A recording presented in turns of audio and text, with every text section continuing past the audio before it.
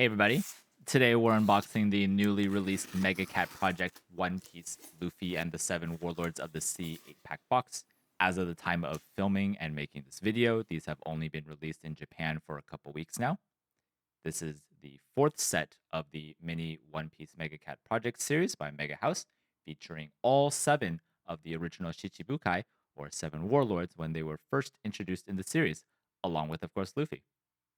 I got the full set from AmiAmi for $36 before accounting for shipping costs, which is another $25 for shipping to California. Just like the previous set, this is intended to be sold as a random figure or blind box set. So if you don't buy the full set, you'll have to pray to the gacha gods and hope you get the figure that you want.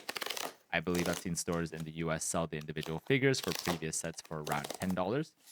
I actually was just in Japan when this was released and did actually see the individual mini boxes being sold for 799 yen each, which does come out to be a little more than $5 per figure. Anyways, enough of that. Let's go see these cats. So starting off with the box, this is what you'd actually buy and get it if you weren't buying the full set. It has a fairly typical look showing you the general cover art and sample pictures showing you what you could possibly get. At the top, you do get the typical gold Toei authentication sticker. Inside each box contains the random figure along with a small mini poster of the cat, along with a line from the character written in Japanese. It's cute, but nothing too special.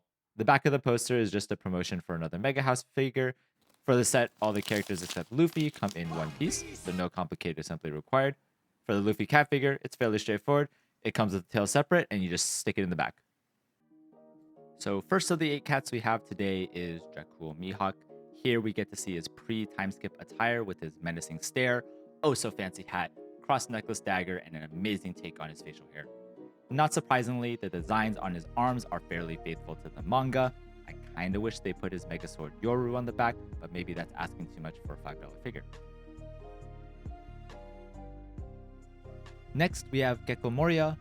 I'm gonna show my bias here. I don't have too much to say about this one, except that they definitely made him look way more flattering than he really is. So yeah.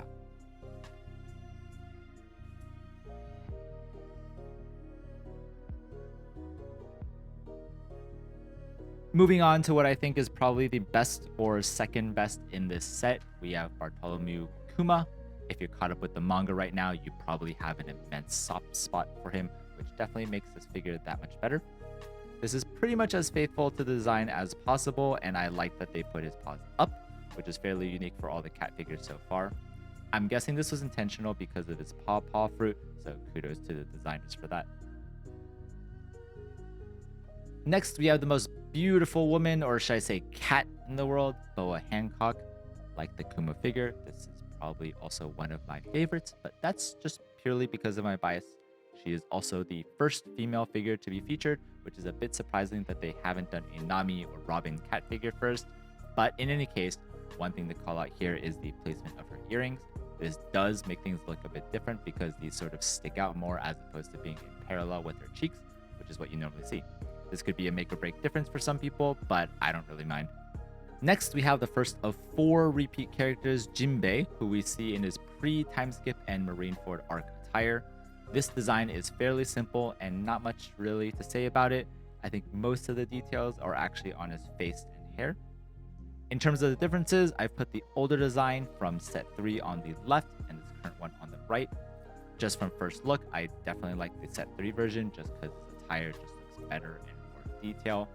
If you're planning on getting a Jinbei cat figure, I would probably just try to get the set 3 one and not bother with this current set version.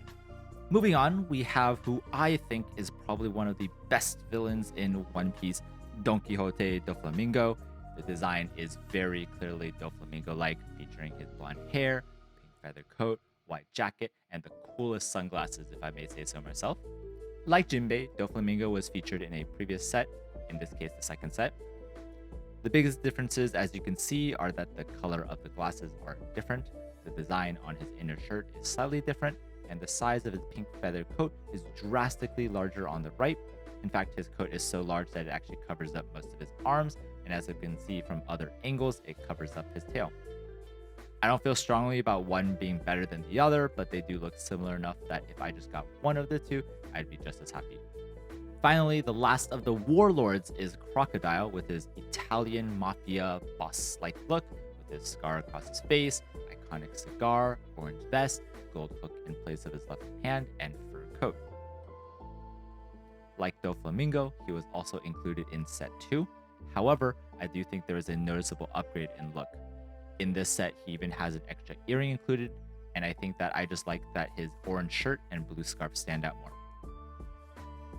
Cool.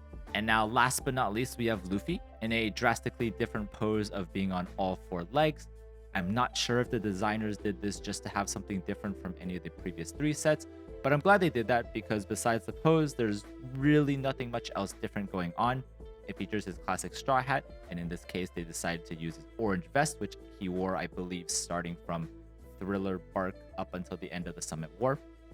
I kind of wish they put sandals on all 4 of his feet, which would have been amusing, but maybe that would have been too hard to pull off.